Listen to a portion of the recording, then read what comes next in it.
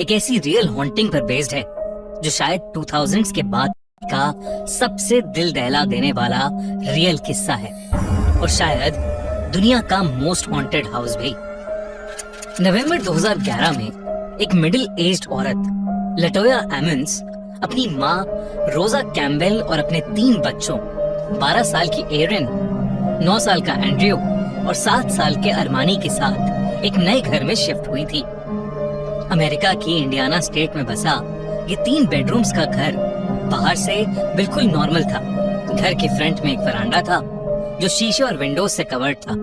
अंदर एक living room और किचन और नीचे एक बेसमेंट। एमन्स फैमिली को उस घर को देखकर बिल्कुल नहीं लग रहा था कि कुछ ही महीनों में उस घर का नाम अमेरिका के मोस्ट कंट्रोवर्शियल हॉन्टिंग केसेस में लिया जाएगा।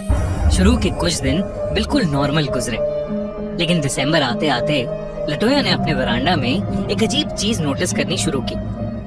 बाहर कड़कती ठंड में भी वरांडा पर काली मक्खियों के बड़े बड़े झुंड जमा होने लगे।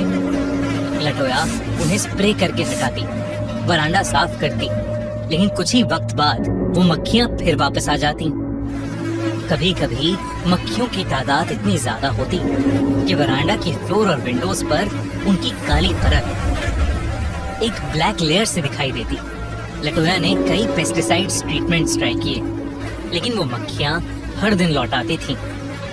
लटोया को समझ ही नहीं आ रहा था कि वो मक्खियां आ कहां से रही हैं।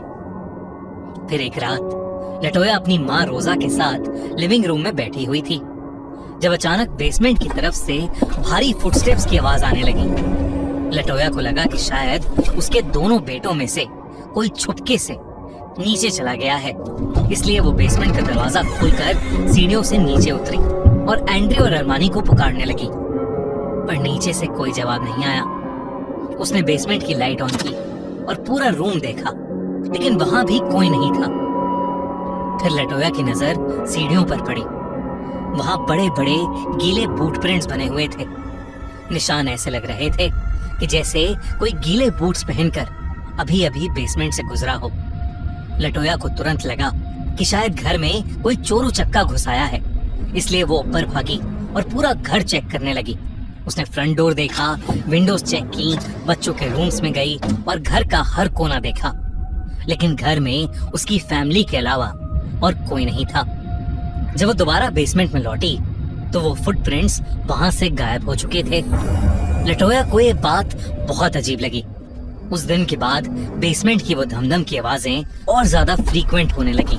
कभी लटोया को सीढ़ियों पर किसी के चलने की आवाज सुनाई देती और कभी बंद बेसमेंट डोर के पीछे उसे ऐसा लगता कि जैसे कोई खड़ा होकर बाहर आने का इंतजार कर रहा हो। लटोया कई बार दरवाजे के पास जाकर रुकती, लेकिन डोर हैंडल को टच करने की उसकी हिम्मत नहीं होती थी। एक रात लटोया की माँ रोजा के साथ एक डिस्टर्बिंग इंसिडेंट हुआ। रात के वक्त उनकी आंख खुली तो उन्होंने लिविंग रूम में एक आदमी जैसी डार्क शैडो को मूव करते हुए देखा। वो साया कुछ पल तक रूम में इधर उधर चलता रहा और फिर अचानक से गायब हो गया। रोजा ने लाइट जलाकर लिविंग रूम चेक किया, लेकिन वहां कोई भी नहीं था। बस गीले फुटप्रिंट्स के निशान थे, जैसे लटोया ने पहले बेसमेंट की सीढ़ियों पर देखे थे। अब लटोया को लगने लगा था कि उनके घर में किसी आत्मा का प्रेजेंस जरूर है। धीरे धीरे उसके बच्चों के बिहेवियर में चेंजेस भी आने लगे थे। 7 साल का अरमानी सबसे छोटा कभी कभी घर के खाली कॉर्नर्स की तरफ देखकर ऐसे रिएक्ट करता जैसे वहां कोई और खड़ा हो। एक दिन लटोया ने उसे अपने बेडरूम की अलमारी के अंदर बैठा देखा। अरमानी बहुत धीमी आवाज में किसी से बात कर रहा था, लेकिन अलमारी के अंदर उसके अलावा कोई नहीं था। लटोया कुछ देर तक दरवाजे के पास खड़ी उसकी बात समझने की कोशिश करती रही। फिर उसने अरमानी से पूछा कि वो किससे बात कर रहा है। अरमानी ने अपने पास की खाली जगह की तरफ इशारा किया और उसने बताया कि वो अपने नए दोस्त से बात कर रहा है। अरमानी के मुताबिक वो एक मरा हुआ लड़का था जो डेथ के बाद कैसा फील होता है उसके बारे में अरमानी को बता रहा था। ये सुनकर लटोया शॉक्ड हो गई। उसके बाद एक रात एरॉन, लटोया की 12 साल की बेटी, रोते हुए लटोया के पास आई और उसे बताया कि उसे घर में अजीब सी आवाजें सुनाई देती हैं और उन आवाजों में कोई उससे कहता है कि वो जल्द मरने वाली है। कभी एरॉन कहती कि कभी कभी उसे लगता कि उसके रूम के बाहर कोई खड़ा है और कभी कभी वो रात में बिना किसी वजह के अपनी माँ के बेड पर आकर सो जाती। लटोया अब रात को अपने बच्चों को अकेला रनमानी को चेक करती और बेसमेंट से कोई आवाज आते ही तुरंत बच्चों के पास चली जाती। एक रात लटोया बेड पर लेटी हुई थी जब अचानक उसे बेड की मैट्रेस के दूसरे कोने पर किसी के बैठने जैसा प्रेशर महसूस हुआ। बेड हल्का सा नीचे हुआ। लटोया ने तुरंत आंखें खोली, लेकिन रूम में उसके अलावा कोई नहीं था। वो कुछ सेकंड्स तक बिल्कुल चुप बैठी रही और फिर मैट्रेस पर वही प्रेशर दोबारा महसूस हुआ, इस बार उसके पैरों के बिल्कुल पास।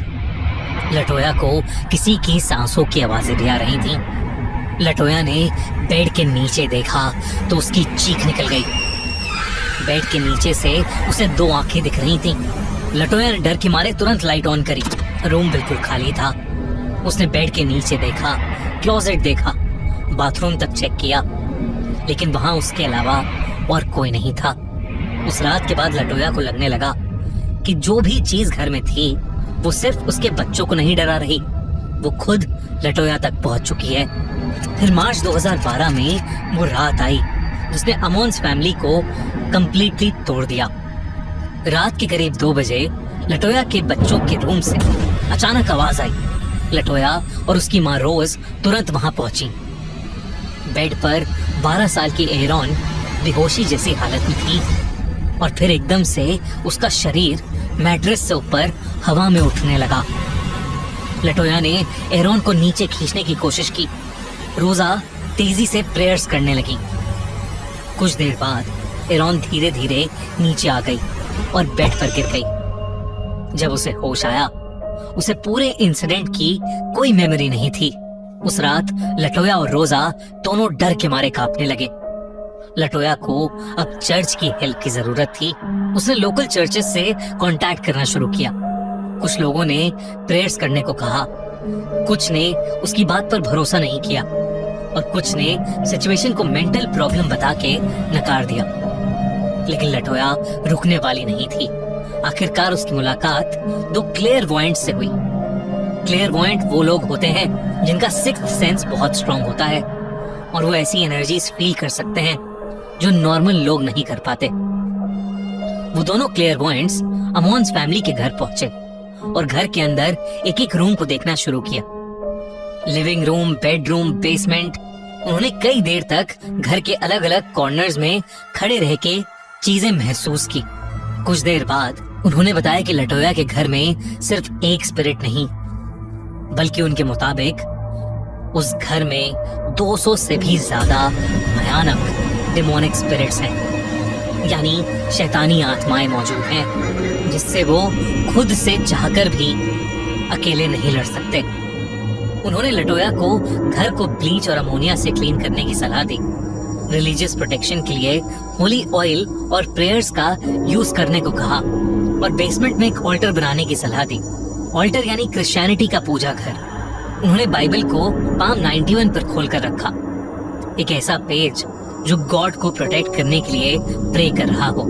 लटोया ने उनका हर इंस्ट्रक्शन फॉलो किया। बेसमेंट में ऑल्टर बनाया गया, बाइबल रखी गई, रिलीजियस सिंबल्स रखे गए। लटोया को लगा कि शायद अब घर में कुछ बदलेगा, लेकिन ऐसा नहीं हुआ। वो डीमंस पूरी फैमिली पर और हावी होते चले गए। लटोया को अब किसी क्लेयरवॉयंट की नहीं, किसी ऐसे इंसान की जरूरत थी जो इन एंटिटीज का सामना कर सके। अगर घर में वाकई इतनी सारी एंटिटीज थीं, तो वो वहां क्यों थी और उन्हें घर से कैसे निकाले? क्या अमोन्स फैमिली जिंदा बच पाएगी? क्या लटोया अपने बच्चों को प्रोटेक्ट कर पाएगी? जानने के लिए